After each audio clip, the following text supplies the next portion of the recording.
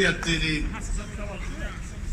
svi vi koji ste danas došli ovdje da prisustvujete polutajnom suđenju za to što se dio odvijao unutar zgrade, a dio vani, jer ko ovaj sud prođe vaš, ja znam onda da za njega nema zime i za to vam svima hvala.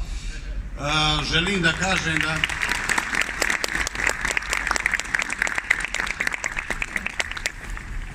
da kažem da će se ovo suđenje nastaviti, nije završeno.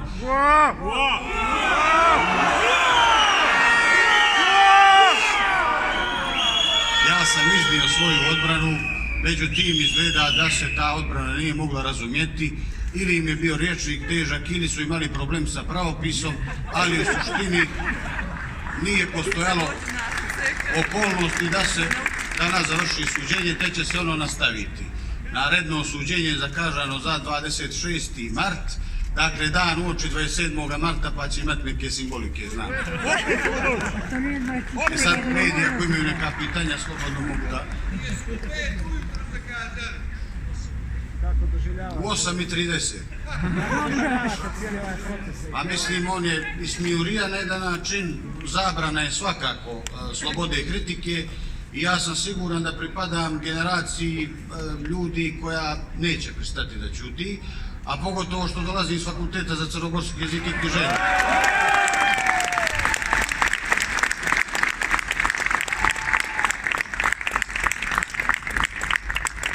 Ovaj način pritiska je pritisak ujedno i na Fakultet za crnogorski jezik i književnost.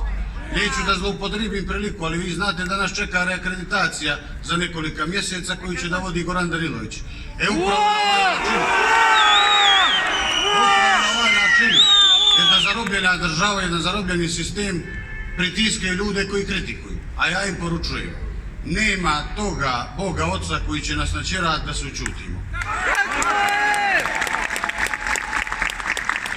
Nema toga tužilaštva i toga suda koji će nas začepiti usta. A znate zašto? Zato što za to smo rođeni. Dakle, to je naša misija i mi vjerujemo u tu misiju. Naša misija je slobodna Crna Gora, naša misija je demokratska Crna Gora i naša misija je da Crna Gora bude zemlja ljudi koji se osjećaju slobodno i koji će slobodno da ispovijedaju svoju vjeroispovijest, ali ako već imaju pravo na tu vjeroispovijest, onda mogu i da pretrpe kritiku na račun njihovih lidera koji svakoga dana šire jezik mržnje. Dakle, mi se borimo za istinu. Hvala.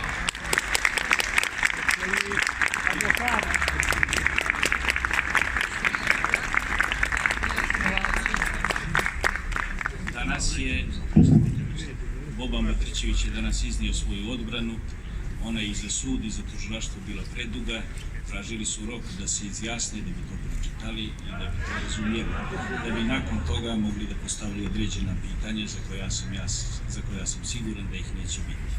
Ono što ja želim kao branilac i kao građanin, prije svega Bobana Batričevića, da izjavim da crnogorska javnost treba da zna, i ja to sa ovog mjesta objavljujem, urbi et orbi.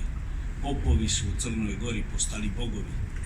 U Crnoj Gori je na snazi inkvizicija. Pitanje je da li imamo snage i da li imamo dovoljno slobodnih građana da se odupru inkviziciji koja je u Crnoj Gori na sceni. Mi nemamo institucije, mi imamo inkviziciju i treba da nas bude više, jer što nas bude više, manje će biti inkvizicije.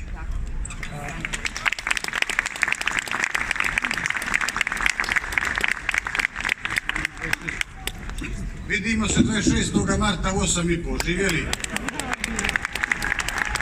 Hvala svima.